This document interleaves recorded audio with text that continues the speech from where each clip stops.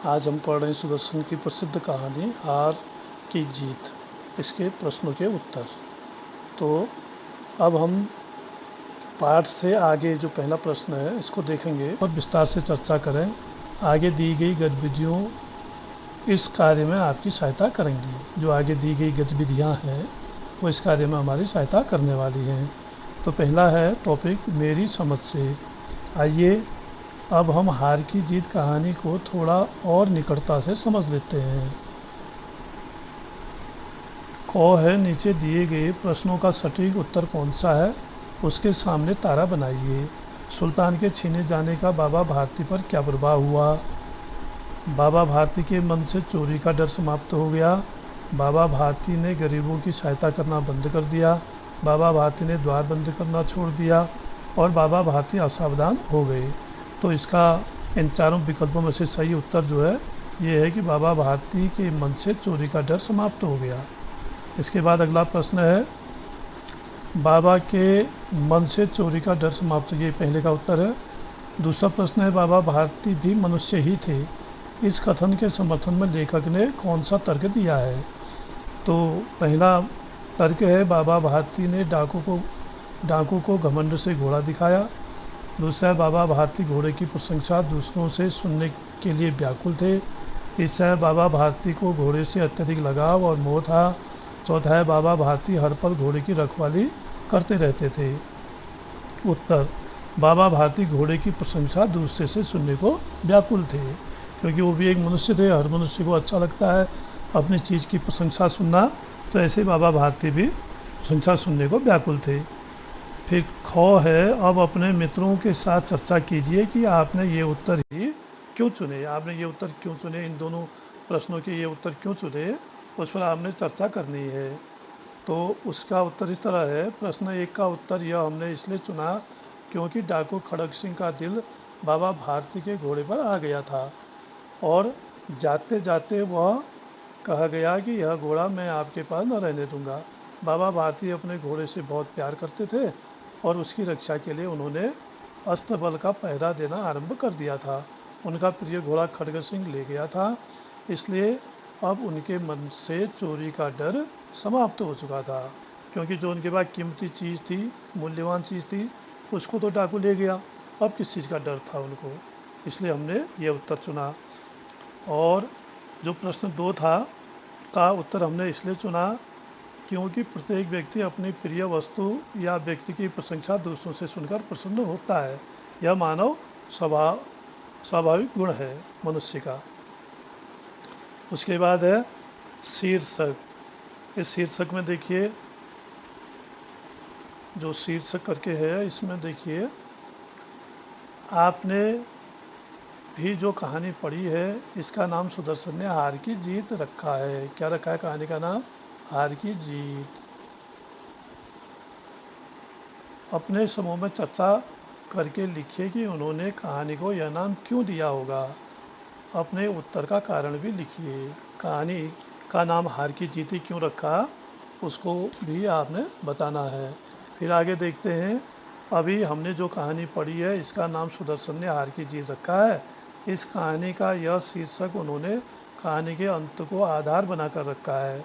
कहानी का अंत में क्या होता है? खड़ग सिंह घोड़ा वापस ले जाता है ना। हाँ, तो खड़ग सिंह ने बाबा भारती से कहा था कि वह उनके घोड़े सुल्तान को उनके पास नहीं रहने देगा। बाबा भारती ने बड़ी तत्परता से अपने घोड़े की रखवाली करनी प्रारंभ कर दी थी, परंतु वह असफल रहे। खड़ग सिंह ने उनका घोड़ा धोखे से उनसे छीन लिया था। बाबा भारती हार गए थे, किंतु उनके विचारों से प्रभावित होकर खड़ग सिंह उस घोड़े को अपने पास स्वयं ही उनके अस्तबल में घोड़ा छोड़ आया था। इस प्रकार बाबा भारती हार कर भी जीत गए। अब अगला प्रश्न है ख इसी का। यदि आपको इस कहानी को कोई अन्य नाम देना हो तो क्या नाम देंगे? आपने यह नाम क्यों सोचा, यह भी बताइए। अब ये जो कहानी है जिसका नाम हार की जीत रखा है, अगर हार की जीत की जगह दूसरा नाम देना होगा तो क्या देंगे? आइए देखते हैं इसका उत्तर। इस कहानी के और भी शीर्षक हो सकते हैं। इनमें से शीर्षक हृदय परिवर्तन भी हो सकता है। एक शीर्षक है, एक नहीं छपा है, एक शीर्षक हृदय परिवर्तन भी हो सकता है। हमने यह नाम इसलिए सोचा क्योंकि अच्छे विचार, अच्छा व्यवहार किसी का भी दिल जीत सकता है। समाज इन्हीं अच्छे मूल्यों पर टिका हुआ है। बाबा भारती के अच्छे व्यवहार से डाकू खड़गे सिंह को घोड़ा वापस करने को मजबूर कर दिया था, जबकि डाकू यदि एक बार किसी वस्तु पर अधिकार कर लेते हैं तो लौटाते नहीं हैं। पर इस कहानी में डाकू खड़गे सिंह बाबा भारती के विचारों से प्रभावित होकर चुपचाप स्वयं ही घोड़े को अस्तबल में बांध गया। अतः कहानी का हृदय परिवर्तन शीर्षक भी उचित है। आगे देखिए, बाबा भारती ने डाकू खड़गे सिंह से कौन सा वचन लिया? उत्तर, बाबा भारती ने डाकू खड़गे सिंह से वचन लिया कि एक अपाहिज, दीन, गरीब, बेसहारा बनकर जिस प्रकार उसने उनका घोड़ा छीना है, उसे वह किसी को न बताए। यदि लोगों को यह घटना पता चल जाएगी तो कोई भी किसी ज़रूरतमंद बेसहारा की सहायता नहीं करेगा। आगे देखिए, पंक्तियों पर चर्चा। कहानी में से चुनकर कुछ वाक्य नीचे दिए गए हैं, इन्हें ध्यान से पढ़िए और इन पर विचार करिए। आपको इनका क्या अर्थ समझ में आया, अपने विचार लिखिए। भगवत भजन से जो समय बचता वह घोड़े को अर्पण हो जाता, ये बाबा भारती के लिए कहा गया है। इसका जो उत्तर है उसमें देखिए, बाबा भारती ने अपना रुपया, पैसा, धन दौलत आदि सब छोड़ दिया था। वे अपना परिवार और शहर छोड़कर एक गांव में आ गए थे। वे गांव के बाहर एक मंदिर में रहते थे। उनमें लोभ, मोह जैसे दुर्गुण समाप्त हो गए थे। अब उनके प्राण उनके घोड़े सुल्तान में बसते थे। इसलिए ईश्वर भक्ति से जो समय बचता था उसे वो घोड़े की सेवा में उसके साथ ही व्यतीत करते थे। अपने घोड़े के प्रति उनका यह प्रेम निस्वार्थ था। अगला सेंटेंस है, बाबा ने घोड़ा दिखाया घमंड से और खड़गे सिंह ने घोड़ा देखा आश्चर्य से। इसका जो उत्तर है, बाबा अपने घोड़े से बहुत प्यार करते थे। उनका घोड़ा था भी कुछ ऐसा ही बांका, सजीला और फुर्तीला। जो भी उस घोड़े को देखता तो उसकी कदकाठी, उसकी चाल ढाल को देखकर मोहित हुए बिना नहीं रह सकता था। इसीलिए खड़गे सिंह के घोड़ा देखने के आग्रह पर बाबा भारती ने अपना घोड़ा घमंड से उसे दिखाया। उस घोड़े के डील डौल और चाल को देखकर खड़गे सिंह जैसा डाकू भी आश्चर्यचकित रह गया। बाबा भी थे तो मनुष्य ही, यानी मनुष्य सुलभ गुण उनमें भी था। वह डाकू था जो वस्तु से पसंद आ जाए उस पर अपना अधिकार समझता था। इसका उत्तर है, डाकू बेरहम होने के साथ साथ शक्तिशाली भी होते हैं। दूसरों की धन संपत्ति और वस्तुओं पर वो जो अपना अधिकार समझते हैं। बाबा भारती के घोड़े सुल्तान ने तो उसके मन को आकर्षित कर लिया था, इसलिए उसने घोड़े को छीनने का निश्चय कर लिया था। डाकू का स्वभाव होता है इस तरह का, दूसरे की चीज़ों को छीनने का। बाबा भारती ने निकट जाकर उसकी ओर ऐसी आंखों से देखा जैसे कसाई बकरी को देखता है और कहा, यह घोड़ा तुम्हारा हो चुका है। इसका जो उत्तर है, खड़गे सिंह ने एक अपाहिज का वेश बनाकर धोखे से बाबा भारती से उनके घोड़े को छीन लिया था। बाबा भारती के पुकारने पर उनकी विनती सुनकर खड़गे सिंह रुक गया। बाबा भारती ने अपने घोड़े के पास जाकर उसे निहारा। फिर खड़गे सिंह को ऐसे देखा मानो वह बकरा हो और खड़गे सिंह कसाई, क्योंकि खड़गे सिंह उनके प्राणों से भी प्रिय सुल्तान को उनसे दूर ले जा रहा था। उन्होंने निर्विकार भाव से कहा कि मैं तुम्हें घोड़ा वापस नहीं मांग रहा, मैं तुमसे घोड़ा वापस नहीं मांग रहा, इसे तो तुमने धोखे से छीन लिया है। यह बाबा का लोभ से पहुंचकर उनको अपनी भूल प्रतीत हुई। इसका उत्तर है, पहले दिन संध्या के समय खड़गे सिंह ने बाबा भारती से उनका घोड़ा धोखे से छीन लिया था। बाबा भारती सुबह सवेरे ही नहाकर अपने घोड़े से मिलने पहुंच गए। अस्तबल में जाते थे, ये रोज़ का क्रम था उनका घोड़े से मिलने, यानी बाबा भारती सुबह सवेरे ही नहाकर अपने घोड़े से मिलने उसके अस्तबल में जाते थे। रोज़ की आदत के कारण वो अस्तबल के फाटक तक पहुंच गए। तभी उन्हें अपनी भूल का एहसास हुआ कि सुल्तान को तो खड़गे सिंह ले गया। सोच विचार के लिए अब आगे है, ये सोच विचार से आपने करना है। कहानी को एक बार फिर से पढ़िए और निम्नलिखित पंक्तियों के विषय में पता लगाकर अपनी पुस्तिका में लिखिए। दोनों के आंसू उस समय भूमि की मिट्टी पर परस्पर मेल हो गया। दोनों के आंसू का, फिर से पढ़ते हैं, दोनों के आंसू का उस भूमि की मिट्टी पर परस्पर मेल हो गया। किस किस के आंसू का मेल हो गया था? इसका उत्तर है, बाबा भारती के व्यवहार ने खड़गे सिंह की आंखें खोल दी थी। उसे अपनी गलती का आभास हो गया था, इसीलिए अपनी गलती सुधारने के लिए उसे रात के अंधेरे में बाबा भारती का घोड़ा उनके अस्तबल में बांध दिया था। उसकी आंखों से आंसू बह रहे थे। जहां उसके आंसू गिरे, अपने घोड़े को वापस पाकर खुशी के मारे बाबा भारती के आंसू भी ठीक उसी स्थान पर गिरे। इस प्रकार दोनों के आंसू का मेल हो गया, बाबा भारती और खड्ग सिंह के। फिर दोनों के आंसू में क्या अंतर था? अब आंसू तो खड्ग सिंह के भी गिरे और बाबा के भी गिरे, तो दोनों में अंतर क्या था? इसका उत्तर है, खड्ग सिंह की आंखों से पश्चाताप के आंसू निकल रहे थे और बाबा भारती की आंखों से अपने घोड़े को दोबारा प्राप्त करने के कारण आंसू निकल रहे थे। फिर आगे है दिनचर्या। दिनचर्या में हम पढ़ेंगे कहानी। इसका कौ प्रश्न है, कहानी पढ़कर आप बाबा भारती के जीवन के विषय में बहुत कुछ जान चुके हैं। अब आप कहानी के आधार पर बाबा भारती की दिनचर्या लिखिए। वे सुबह उठने से लेकर रात को सोने तक क्या क्या करते होंगे। इस काम में आप थोड़ा बहुत अपनी कल्पना का सहारा भी ले सकते हैं, यानी आप अपने मन से भी, जैसा आपके मन में अगर कोई विचार आता है बाबा भारती के संदर्भ में, उसको भी लिख सकते हैं। और वैसे यहाँ पर काफ़ी विचार दिए गए हैं। बाबा भारती ने धन दौलत और शहर का जीवन सबको छोड़ दिया था। बाबा भारती गांव से बाहर बने हुए एक मंदिर में रहते थे। बाबा रोज़ सुबह चौथा पहर शुरू होते ही उठ जाते थे।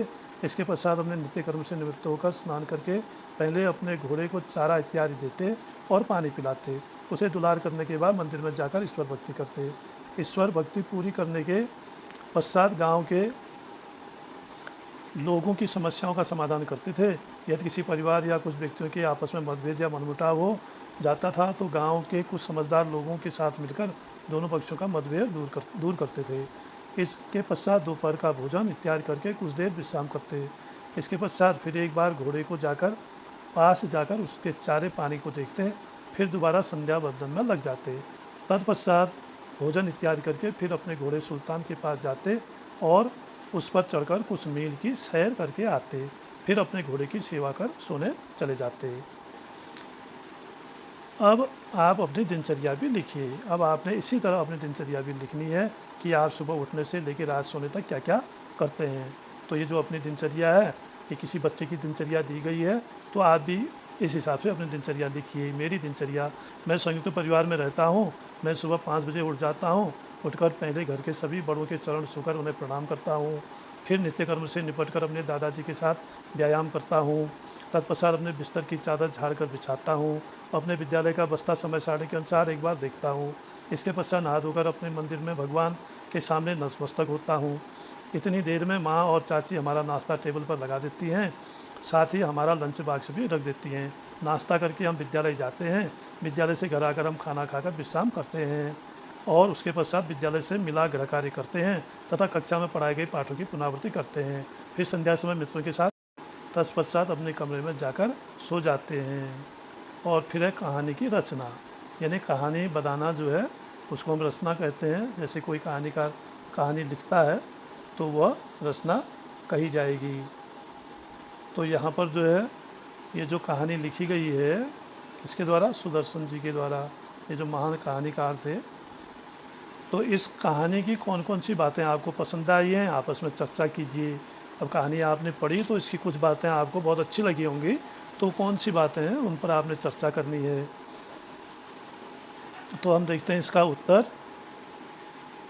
यह कहानी हमें बहुत अच्छी लगी। बाबा भारती उम्र के अनुसार अपना जीवन व्यतीत करने के पश्चात मोह माया का त्याग करके गांव के शांत जीवन में भगवान का भजन करते हुए जीवन व्यतीत कर रहे थे। अपने घोड़े सुल्तान से उन्हें विशेष लगाव था। खड्ग सिंह ने उनका प्रिय घोड़ा भी उनसे छीन लिया। फिर उन्होंने उससे यह वचन मांगा कि यह धोखा वह किसी के सामने प्रकट न करे, नहीं तो लोगों का गरीब ज़रूरतमंदों पर से विश्वास उठ जाएगा। खौ है, कोई भी कहानी पाठक को तभी पसंद आती है जब उसे अच्छी तरह लिखा गया हो। लेखक कहानी को अच्छी तरह से लिखने के लिए अनेक बातों का ध्यान रखते हैं, जैसे शब्द, वाक्य, संवाद मैंने बातचीत करते हैं जो उसके पात्र आपस में उसको। इस कहानी में आए संवादों के विषय में अपने विचार लिखें। उत्तर, यदि हाँ, यह बात बिल्कुल सही है। कोई भी कहानी पाठक को तभी पसंद आती है जब उसे अच्छी तरह से लिखा गया हो। यह कहानी में शब्दों, वाक्यों, संवादों इत्यादि का चयन पात्रानुकूल एवं स्थानानुकूल बहुत सटीक किया गया है। यह शिक्षाप्रद कहानी बहुत रोचक ढंग से लिखी गई है। उसके बाद है मुहावरे कहानी से, जो इस कहानी में मुहावरे आए हैं उनकी बात कर रहा है। है कहानी से चुनकर कुछ मुहावरे नीचे दिए गए हैं। जैसे क्या क्या मुहावरे हैं? लट्टू होना आप देख रहे हैं, और हृदय पर सांप लौटना, फूले न समाना, मुंह मोड़ लेना, और मुख खिल जाना, न्यौछावर कर देना, और कहानी में इन्हें खोजकर इनका प्रयोग समझिए। जो कहानी लिखी गई है ये प्रयोग हुए हैं, तो इनका प्रयोग आपने उसमें देखना है कि कहाँ कहाँ प्रयोग हुए हैं, किस वाक्य में प्रयोग हुए हैं, कैसे कहानीकार ने इनका प्रयोग किया है। अब इनका प्रयोग करते हुए अपने मन से नए वाक्य बनाइए। अब यहाँ पर आपके लिए नए वाक्य बना के लिखे गए हैं, तो ऐसे ही आपने भी बनाने हैं। पहला है लट्टू होना। अपने मित्र की चित्रकला देखकर मैं इस पर लट्टू हो गया हूँ। दूसरा है हृदय पर सांप लौटना। हमारे नए घर की भव्यता देखकर कुछ लोगों के हृदय पर सांप लौट गए। तीसरा है फूले न समाना। कला में प्रथम आने का समाचार सुनकर मेरे परिवार के सभी सदस्य फूले न समाये। अगला है मुंह मोड़ लेना। मुसीबत के समय तो बहुत लोग मुंह मोड़ लेते हैं। फिर है मुंह खिल जाना। तो ये है अपने मित्रों की अचानक सामने देखकर मेरा मुंह खिल गया। और लास्ट है न्यौछावर कर देना। हमारे देश के वीर सैनिक देश के लिए हंसते हंसते अपने प्राण न्यौछावर कर देते हैं। तो ये इस प्रश्न का उत्तर है। इसके बाद कैसे कैसे पात्र। इस कहानी में 3 मुख्य पात्र हैं। बाबा भारती एक, खड़ग सिंह दूसरा, और सुल्तान घोड़ा तीसरा। ये 3 पात्र हैं। इनके गुणों को बताने वाले शब्दों से दिए गए शब्द चित्रों को पूरा करिए। अभी एक शब्द चित्र यहाँ पर दिया गया है लिखने के लिए। तो ये एक गुण दिया है बाबा भारती का, वो दयालु थे। और क्या क्या उनके अंदर गुण थे, इन जगहों पर हमने भरने हैं। ऐसे अगला है डाकू खड़ग सिंह, ये बाहुबली था, और क्या क्या इसमें गुण या दुर्गुण थे वो यहाँ पर लिखना है। और अगला है सुल्तान घोड़ा, घोड़ा सुंदर था। तो अन्य क्या क्या गुण हैं इन जगहों पर हमने लिखने हैं। तो इनके उत्तर नीचे दिए गए हैं। सबसे पहले उत्तर में बाबा भारती के अंदर क्या क्या गुण थे देखिए। दयालु थे, और सादगी थी, भगवत भक्त थे, दृढ़ निश्चयी थे। दृढ़ निश्चयी मतलब जो कहते थे वो करते थे, उसको सुधारने वाले काम करते थे। और कर्तव्य परायण, और जो उनका कर्तव्य बनता था उसके प्रति ईमानदार रहते थे। तो कर्तव्य परायण भी थे, समाज सुधारक भी थे। और अब है खड़ग सिंह। तो जो आपने ये बने हुए हैं उनमें इन जगहों पर इनको भर देना है। बाबा भारती के कॉलम में उनका, फिर उसके बाद खड़ग सिंह का आएगा, उनका भर देना है। तो बाबा भारती क्या थे? नहीं, खड़ग सिंह क्या था? बेरहम था, और स्वार्थी था, और बाहुबली था, और चालाक था, और धूर्त था, और पश्चाताप करने वाला भी एक गुण उसके अंदर बाद में दिखता है कहानी में। तो फिर है सुल्तान घोड़ा। सुल्तान घोड़ा कैसा कैसा था? बलवान था, और बांका था, और सुंदर था, मनमोहक था, स्वामी भक्त था, और तीव्रगामी था। तीव्रगामी का मतलब बहुत तेज़ चलने वाला। तो ये शब्द आपकी समझ में आ गए होंगे।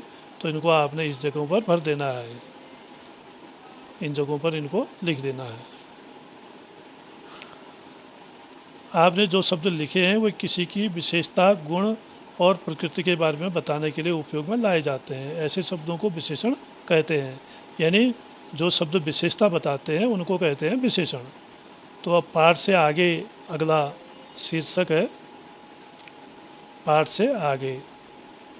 सुल्तान की कहानी। मान लीजिए यह कहानी सुल्तान सुना रहा है, तब कहानी कैसे आगे बढ़ती? स्वयं को सुल्तान के स्थान पर रखकर कहानी बनाइए। अब आपने सुल्तान की जगह स्वयं को रखना है और कहानी बनानी है। संकेत, आप कहानी को इस प्रकार बढ़ा सकते हैं। मेरा नाम सुल्तान है, मैं एक घोड़ा हूँ, और मैं एक घोड़ा हूँ, मेरा नाम सुल्तान है, मेरे स्वामी का नाम बाबा भारती है, वह बहुत दयालु हैं, उनके पास बहुत संपत्ति थी, किंतु अपनी सारी संपत्ति शहर में अपने परिवार के पास छोड़कर केवल मुझे लेकर यहाँ गांव में आ गए हैं। मैं और वे गांव के बाहर एक मंदिर में रहते हैं। उनका ज़्यादातर समय पूजा पाठ में निकल जाता है। मैं बहुत सुंदर और बलवान हूँ। मेरे जोड़ का आसपास कोई और घोड़ा नहीं है। मेरे स्वामी खुद ही मेरा खररा करते हैं और खुद ही मुझे दाना पानी देते हैं। संध्या के समय मुझ पर चढ़कर एक चक्कर अवश्य लगाते हैं। और उसके बाद पूरी कहानी आपके लिए लिखी गई है। एक दिन खडगर सिंह नाम का एक डाकू मेरी प्रशंसा सुनकर मुझे देखने आया। मुझे देखकर वह मुझ पर लट्टू हो गया। डाकू तो पसंद आने वाले हर वस्तु को हासिल कर ही लेते हैं। जाते जाते मेरे स्वामी से वह कह गया, बाबा जी मैं यह घोड़ा आपके पास न छोड़ूंगा। मेरे स्वामी बाबा भारती दिन रात मेरी रखवाली करते। जब खडगर सिंह कई महीने तक नहीं आया तो एक शाम को वो मुझ पर सवार होकर घूमने निकले। रास्ते में एक करुणा भरी आवाज़ आई, बाबा इस कंगले की सुनते जाना। आवाज़ सुनते ही मेरे दयालु मालिक ने उससे उसका कष्ट पूछा। उस अपाहिज ने अब कहा, मुझे 3 मील दूर रामवाला में दुर्गा दत्त वैद्य के पास जाना है। यदि तुम मुझे घोड़े पर चढ़ाकर वहाँ तक पहुँचा दो तो अच्छा होगा। भगवान तुम्हारा भला करेंगे। मेरे स्वामी ने उस अपाहिज को मुझ पर बैठा दिया और स्वयं मेरी लगाम पकड़कर चलने लगे। तभी अपाहिज का वेश धारण किए उस डाकू खडगर सिंह ने तन कर बैठते हुए मेरी लगाम खींचकर मुझे दौड़ा लिया और मेरे स्वामी चिल्लाकर बोले, ठहर जाओ। उनकी आवाज़ सुनकर खडगर सिंह ने मुझे रोककर वापस आकर कहा, क्या कहा? घोड़ा तो मैं वापस नहीं करूँगा। मेरे स्वामी ने कहा, तुमसे घोड़ा मांग भी नहीं रहा। मेरी बस यही विनती है कि तुम यह घटना किसी को मत बताना। यह कहकर मेरे स्वामी लौटने लगे। खडगर सिंह ने कारण पूछा तो उन्होंने कहा, लोगों का विश्वास गरीबों से उठ जाएगा। मेरे स्वामी वापस मंदिर आ गए। मेरे स्वामी के विचारों हृदय परिवर्तित हो गया। वह रात के अंधेरे में आकर मंदिर के पास बने मेरे अस्तबल में मुझे बांध गया। अगली सुबह मेरे मालिक नित्य की तरह नहाकर जैसे ही अस्तबल के फाटक तक आए वैसे ही उनकी पदचाप पहचान कर मैं हिनहिनाया और उन्होंने दौड़कर मुझे गले लगा लिया। हम दोनों बहुत प्रसन्न हुए। दोनों ऐसे मिले जैसे हम वर्षों बाद मिल रहे हों। फिर है मन के भाव। कहानी में से चुनकर कुछ शब्द नीचे दिए गए हैं। बताइए कहानी में कौन कब ऐसा अनुभव कर रहा था। अब ये मन के भाव हैं, मन में जो भाव आते हैं।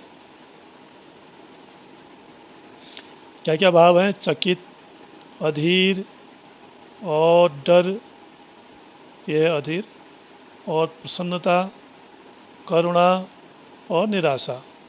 ये क्या कर रहा है? कहानी में कौन कब ऐसा अनुभव कर रहा था। ये जो कहानी हमने पढ़ी हार की चीर, कौन कब अनुभव कर रहा था, इसका उत्तर नीचे तैयार किया गया है।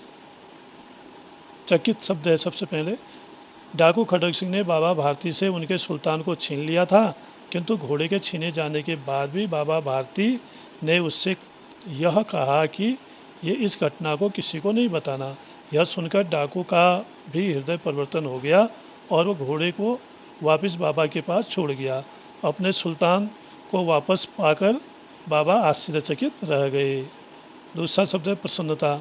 खडगर सिंह द्वारा घोड़ा ले जाने की बात कही जाने के महीनों बाद भी जब कोई घोड़ा लेने नहीं आया तो एक शाम बाबा भारती घोड़े पर सवार होकर निकले तो उस समय उनके चेहरे की प्रसन्नता देखते ही बनती थी। अधीर। पहली बार घोड़े को देखकर खडगर सिंह अधीरता से बोला, बाबा जी इसकी चाल न देखी तो क्या। करुणा। अपाहिज बने खडगर सिंह ने करुणा भरी आवाज़ में बाबा भारती से सहायता मांगी। डर। घोड़े को देखकर डाकू खडगर सिंह ने कहा, बाबा यह घोड़ा तो मैं आपके पास न रहने दूंगा। यह सुनकर बाबा डर गए। फिर है निराशा। घोड़े पर तनकर बैठे उस अपाहिज वेशधारी खडगर सिंह को देखकर बाबा भारती की भय और निराशा से भरी चीख निकल गई। तो ऐसे इन शब्दों का प्रयोग किया गया है। और आगे हम पढ़ते हैं, आप उपयुक्त भावों को कब कब अनुभव करते हैं लिखिए। अब आपने उसका उत्तर लिखना है। संकेत। जैसे गली में किसी कुत्ते को देखकर डर या प्रसन्नता या करुणा का अनुभव करना। जैसे गली में आपको कोई कुत्ता दिखता है, अगर आपको बड़ा सा दिखेगा तो आपको डर लगेगा। छोटा बच्चा होगा, पिल्ला होगा कुत्ते का, तो उसको देख के प्रसन्नता भी होगी। और वो कहीं पर अगर फंसा होगा तो मन में करुणा का भाव आएगा। तो इस तरह से ये भाव हमारे मन में आएंगे। तो ये है चित्र उसके लिए। तो इसमें उत्तर दिया गया, अपनी माँ द्वारा दी गई भेंट पाकर मैं प्रसन्नता से भर गया, यानी मन में प्रसन्नता का भाव आया। भेंट को खोला तो मैं चकित रह गया, क्योंकि वह मेरी मनपसंद की घड़ी थी। चकित शब्द भी इसमें आ गया। मुझे कुत्तों से डर लगता है, डर का भाव भी आ गया। हम अपना परीक्षा फल जानने के लिए अधीर हो गए, अधीर का भाव भी आ गया। भिखारी की करुणा भरी पुकार सुनकर सभी का मन पसीज गया। करुणा शब्द का प्रयोग भी यहाँ पर हो गया। निराशा में डूबकर प्रयत्न करना मत छोड़ो, आशा का सहारा लेकर आगे बढ़ो। निराशा और आशा ये भी मन के भाव हैं। फिर है झरोखे से। आप जानते ही हैं कि लेखक सुदर्शन ने अनेक कविताएं भी लिखी हैं। आइए उनकी लिखी एक कविता पढ़ते हैं। एक और कविता उनकी है जिसको हम पढ़ेंगे। वह चली हवा, वह चली हवा, वह चली हवा, ना तू देखे ना मैं देखूं, पर पत्तों ने तो देख लिया, वरना वे खुशी मनाते क्यों। वह चली हवा, वह चली हवा, सुदर्शन। तो इस तरह से ये सुदर्शन की कविता है।